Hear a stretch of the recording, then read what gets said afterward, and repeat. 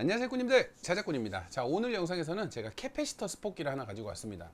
제가 예전에 리뷰했던 약간 고급형에 속하는 이 캐패시터 스포키가 있는데, 자, 이 제품 같은 경우는 가격대가 약 20만원이 넘어가는 제품이에요. 하지만 성능이 월등히 좋다 보니까 이 제품을 정말 많이 구매하시고 아직도 문의를 많이 주시거든요. 그런데 다이코리아라는 곳에서 똑같은 제품을 공동 구매를 진행을 한다고 합니다. 거기에 한국어 버전까지 포함을 시켰고요. 또 가격도 정말 저렴하게 진행을 한다고 합니다. 거기에 AS까지 가능해서 혹시라도 스포키가 없으신 분에게는 정말 좋은 기회가 아닐까 생각을 해봅니다. 하지만 스포키가 필요하신 분은 좀 서두르셔야 되는 게 45대만 공동구매를 진행한다고 하니까 필요하신 분들은 이 영상을 보고 바로 신청을 하시는 게 좋을 것 같아요.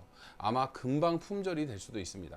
워낙 저렴하게 판매하고 AS가 가능하고 또 한국어 버전으로 업그레이드가 돼서 나온 이 제품, 아마 인기가 정말 높을 것 같아요. 참고로 오늘 영상에서 구독, 좋아요, 알람 설정 해주시고 댓글 남겨주신 분 한 분을 추첨을 해서 제가 예전에 사용하던 이 캐패시터 스포키 한 분을 추첨을 해서 보내드리도록 하겠습니다.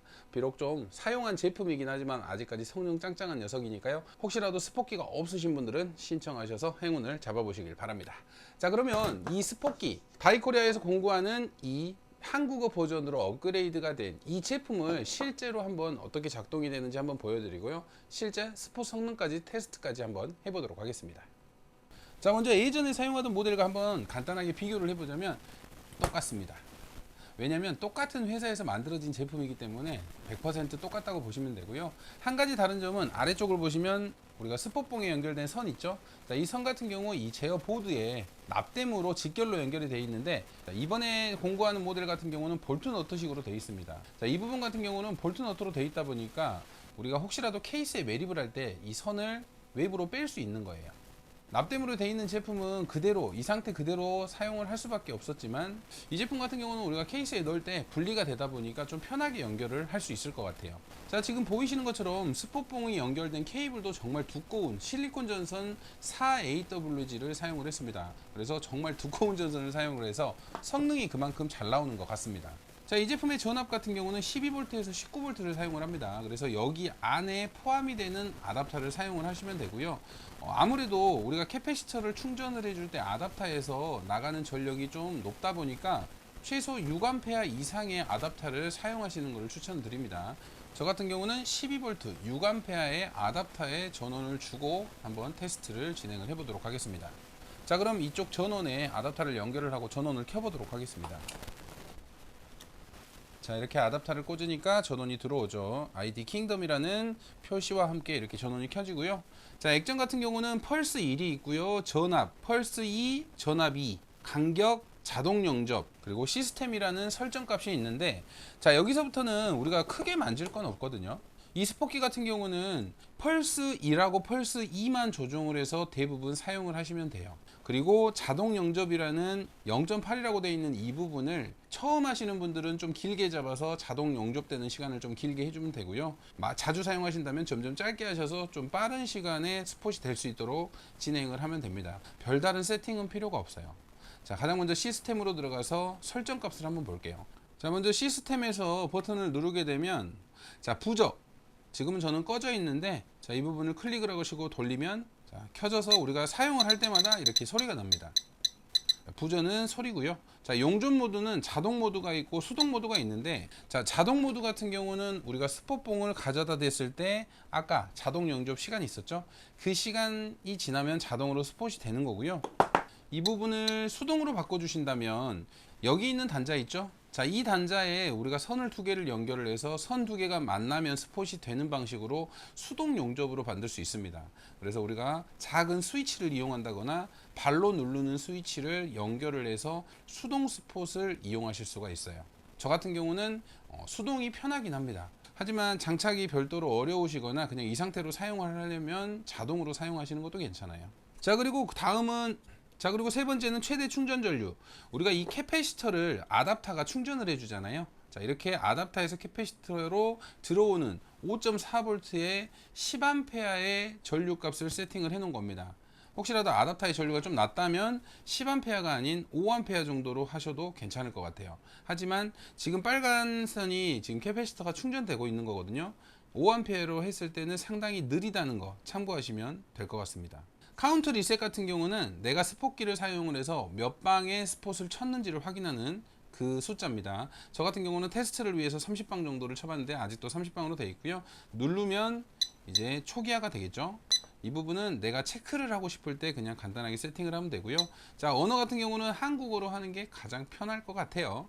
영어를 잘하신다면 영어로 세팅을 해도 되겠지만요. 자, 그리고 충전 전압도 5.4V로 되어 있는데 이 부분도 안 만지셔도 됩니다. 콘덴서 내압과 충전 전압은 자동으로 이게 이 제품에 맞는 설정이니까 바꾸지 마시고요. 자, 설정을 누르시면 다시 돌아가겠죠. 자, 이렇게 설정은 뭐 크게 우리가 만질 부분이 없어요. 내가 원할 때 소리를 키거나 용접 모드를 바꾼다거나 이 두 부분만 주로 사용하는 부분이지 나머지는 크게 사용하실 일이 없으니까 설정은 이렇게 설정하신다고 생각을 하시면 됩니다. 자, 그러면 이제 앞쪽에 있는 이 액정에 있는 화면에 대해서 설명을 드리자면, 자, 첫 번째로 펄스 1이 있고요. 전압 펄스 2, 전압 2가 있습니다. 전압 1과 전압 2는 안 만지셔도 돼요. 펄스 1과 펄스 2만 만지셔서 스폿 타임을 조정을 해서 스폿 강도를 조정을 하시는 거고요.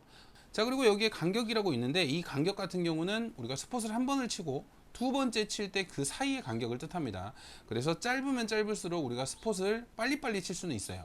하지만 실수로 또 스폿봉을 달았을 때 스폿이 돼버리는 경우가 있기 때문에 간격은 사용하시면서 조정을 하시면 될 것 같아요. 그리고 자동 용접 시간 0.8이라고 되어 있는데, 자, 0.8 같은 경우는 우리가 이렇게 스폿봉을 두 개를 가져다 대면 자동 용접이 되잖아요. 가져다 대고 0.8초 뒤에 스폿이 된다는 소리입니다. 그래서 우리가 니켈로에서 스폿봉이 서로 만나면 여기 있는 바가 이렇게 쭉 지나가요. 그래서 그 시간이 끝나면 스폿이 됩니다. 자, 한번 살짝 부딪혀 볼게요. 오, 방금 보이셨죠? 쭉 지나가는 거. 자, 이게 끝까지 가면 스폿이 됩니다. 그게 0.8초로 지금 세팅을 해 놓은 거예요. 자, 한번 간단히 가위에다 테스트를 해보자면, 스폿봉과 스폿봉이 닿으면 이렇게 0.8초 이렇게 라인이 딱 끝날 때 스폿이 쳐집니다. 자, 보이시죠? 이런 식으로. 그래서 여기서 이제 우리가 스폿 강도 조정을 할 때는 펄스 1과 2만 세팅을 하시면 되고, 간격과 자동 용접은 시간이라는 거 참고하시면 될 것 같아요. 자, 그럼 이렇게 간단하게 설명을 드렸으니까 이제 펄스를 조정을 해가면서 실제 배터리에 니켈을 한번 붙여보도록 하겠습니다. 자, 니켈 같은 경우는 0.2T부터 시작을 하겠습니다. 0.15T 같은 경우는 솔직히 의미가 없어서 0.2T부터 스폿 타임 값, 우리가 펄스 1, 2를 조정을 해가면서 한번 스폿을 쳐볼게요. 가장 먼저 0.2T 같은 경우는 펄스를 5로 한번 해보도록 하겠습니다. 저 같은 경우는 펄스 1과 2를 똑같은 값으로 설정을 합니다. 이 펄스 1과 1이 어떤 의미인지는 모르겠지만 하나를 줄였을 때는 분명히 약해집니다. 근데 저는 두 개를 동시에 올려서 똑같은 단위로 맞춰서 테스트를 한다는 거 참고하시면 되고요. 자, 먼저 펄스 1에 5, 펄스 2에 5로 세팅을 하고 마이너스 단자에 한번 스폿을 쳐보도록 하겠습니다.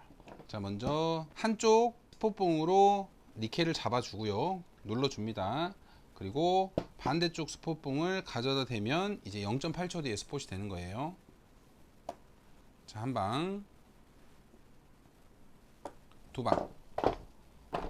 자, 보면 지금 자국이 좀 약해 보이는 것 같긴 해요. 자, 이렇게 금방 떨어지죠. 자, 이번에는 그러면 8 정도.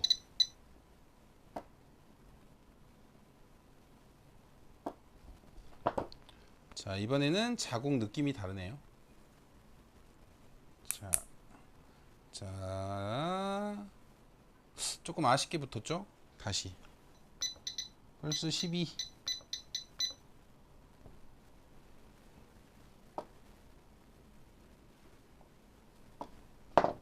자, 이번엔 느낌이 확실히 좀 강하게 쳐진 느낌이에요. 자, 이렇게 떨어져야죠. 자, 이 정도가 딱 맞는 설정 값입니다. 자, 12 정도. 너무나 잘 붙었습니다. 자, 이 정도면 완벽하게 붙은 거예요. 자, 이번에는 그러면 플러스 단자에도 한번 해볼게요.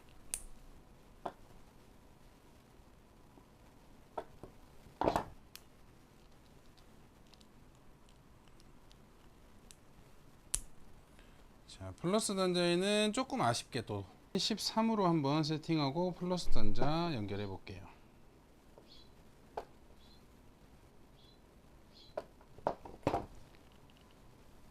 자, 플러스도 13으로 하니까 이렇게 완벽하게 찢어지죠.